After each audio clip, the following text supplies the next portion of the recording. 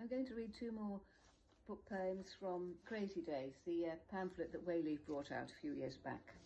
And the poems are about a time when my partner John had a rare and very difficult to diagnose illness, which involved huge loss of memory, hallucinations, etc.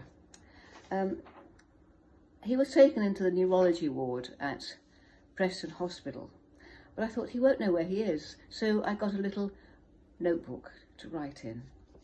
And this poem is called Crazy Days 9. I wrote, "Don't worry, you're in hospital and I'll come and see you every day. You're ill and the doctors will make you better." And I suddenly thought of the 7 brothers turned to swans, and how their sister, silent in her tower, spent years weaving shirts from nettles to make them well.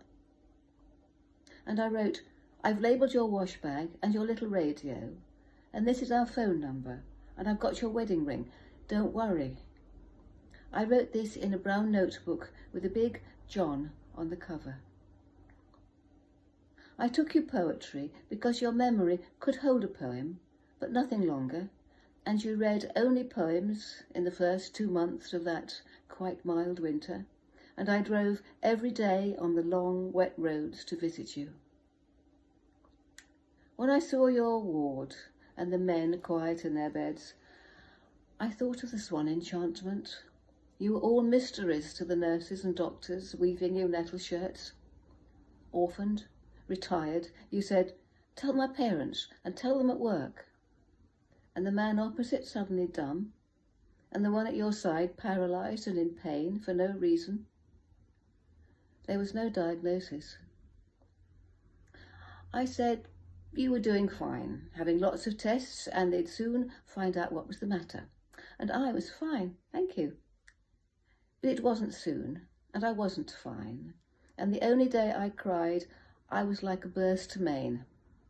And I drove on the flooded roads through the rain in a car full of tears. I saw the great white foot of the turbine nudging the road, the wind arms lost in rain and mist.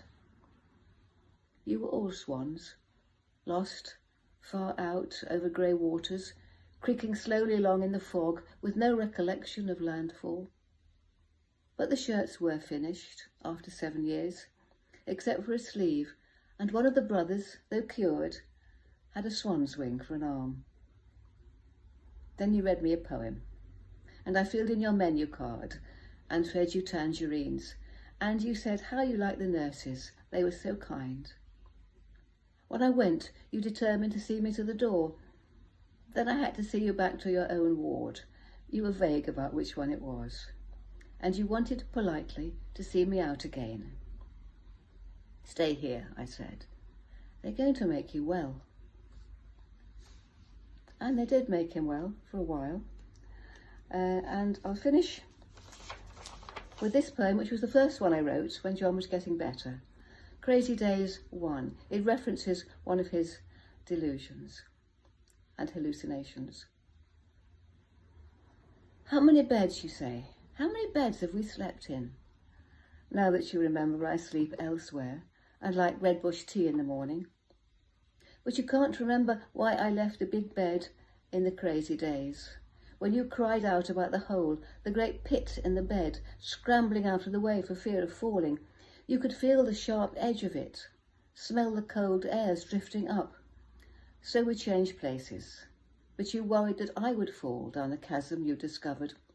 So I went away to the attic bedroom and thought about, though you could not, our first bed, under the window that looked to the orchard, and I knelt on the bed and watched you walking among apple trees in an autumn so still that the leaves hung quiet as fruit, and you cupped your hand round a small brown russet, but did not pick it, because you've always kept all the rules, as if it would help, as if it would do you good.